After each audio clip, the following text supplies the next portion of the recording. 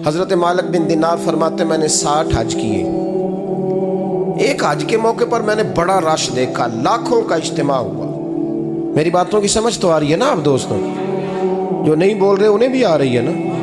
अल्लाह जज़ा दे।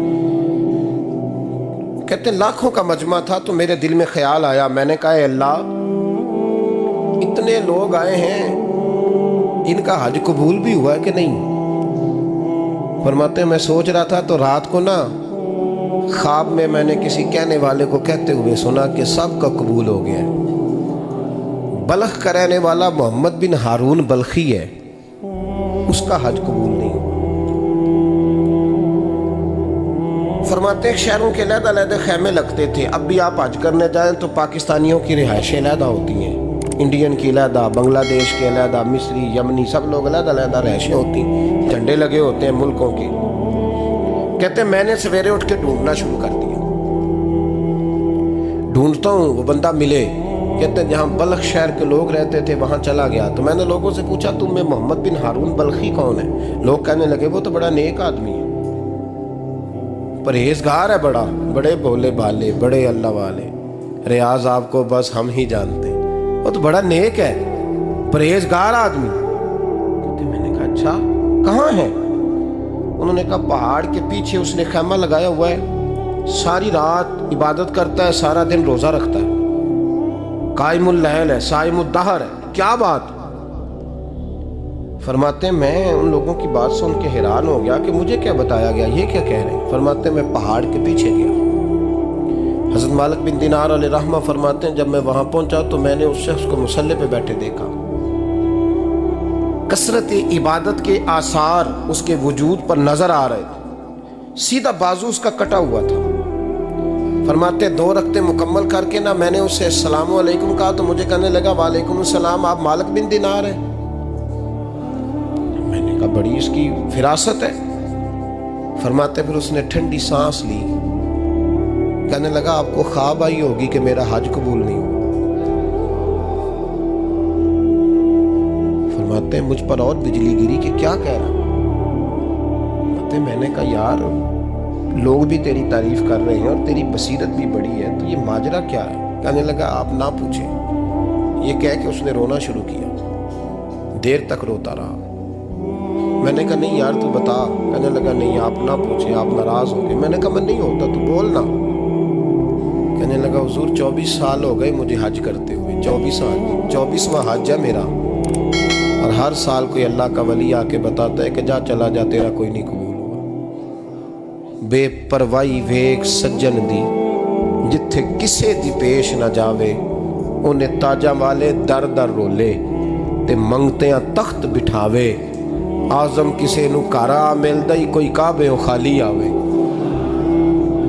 कहते हैं उसने मुझे कहा हुजूर 24वां हज है, हर साल कोई बताता है। मैंने कहा तेरी गलती। कहने लगा मैं अपनी माँ का नाफरमान। मैंने कहा वाकया क्या हुआ? कहने लगा हजरत अल्लाह ने मुझे दौलत दी, माल दिया, ज़मीनें दी तो मैं अय्याश हो गया। इमाम मालिक बिन दिनार रहमतुल्लाह अलैह फरमाते हैं मुझसे कहने लगा पैसे आए तो मैं अय्याश हो गया।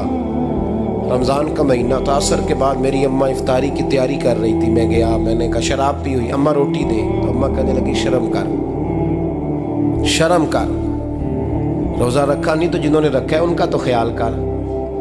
कहते अम्मा की बात का मुझे गुस्सा लगा। मैं कहा करता हूँ बदनसीब है वो बेटा जिसका बाप उससे बात करते हुए डरता है कि पता नहीं कहाँ से बोलेगा। बदनसीब नहीं वो बेटा जिसकी माँ उससे बात करते हुए सहम जाती है कि पता नहीं कौन सी बोली बोलेगा। बदनसीब नहीं कि माँ बाप भी जिससे खोल के बात ना कर सके। हजरत मालिक बिन दिनार से कहने लगा अम्मा ने जब कहा ना शर्म कर तो मुझे गुस्सा आया, मैंने माँ को थप्पड़ मारा और मेरी माँ जलते हुए तंदूर में गिरी। लोगों ने मुझे पकड़ के अंदर बंद कर दिया कमरे में। सारी रात मैं शोर सुनता रहा पर नशे में धोत रहा। सवेरे आंख खुली तो मेरी बीवी बैग बांध रही थी। मैंने कहा कहाँ जा रही हो? कहने लगी जो माँ का नहीं बना मेरा कैसे बनेगा? वो मैंने कहा मेरी अम्मा का वो तो लोगों ने रात को ही दफन कर दी जनाजा पढ़ के। तड़प के कहने लगा मुझे क्यों नहीं बताया? तो कहते हैं लोग कहने लगे तेरी मरती हुई माँ कह गई थी इसे मेरा मुंह ना देखने देना। मेरे जनाजे के करीब ना आए। हज़रत मालिक बिन दिनार फरमाते हैं जब उसने ये बात सुनाई तो मैंने भी उसके मुंह पे थप्पड़ मारा। मैंने कहा तो इसी काबिल है। कहते हैं वो रोने लगा, हुजूर दुआ करे अल्लाह मुझसे राज़ी हो जाए। कहने लगा जब माँ की इंतकाल की खबर मिली तो मैंने कुल्हाड़ी लेके वो हाथ काट दिया जिससे माँ को मारा था। मैंने सारी जायदादें खिरात कर दी। 24 साल हो गए, 24 साल। सारी रात नमाज पढ़ता हूँ, रोज़ा रखता हूँ, हज करता हूँ, पर हर साल कोई आके कहता है जा दौड़ जा, तेरा कोई नहीं कबूल हुआ। हुजूर दुआ करे मालिक राज़ी हो जाए। फरमाते मैं थप्पड़ मार के आ गया। मैंने कहा तुझसे राज़ी हो जाए इतने जालिम से? इमाम मालिक फरमाते रात को आके सोया तो मुझे ख्वाब में रसूल पाक का दीदार हुआ। तो नबी पाक अलैहिस्सलाम ने फरमाया मालिक तू उसे मायूस क्यों कर आया है? अल्लाह तो बड़ा मेहरबान है। कहा हुजूर माँ के नाफरमान को माफ़ी कैसे मिलेगी? तो इमाम मालिक फरमाने लगे नबी करीम ने फरमाया जा उसे जाके बता दे तुझे क़यामत में तेरी माँ की वजह से बख्श दिया जाएगा। कहा हुजूर अम्मा की वजह से किस तरह?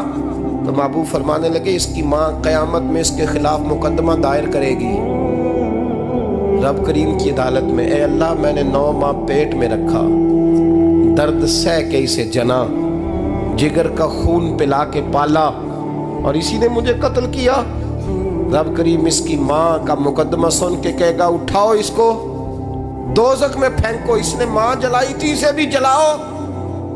महबूब फरमाने लगे जब पकड़ करके मालिक उसको मोहम्मद बिन हारून को लोग ले जाएंगे ना जहन्नम की तरफ,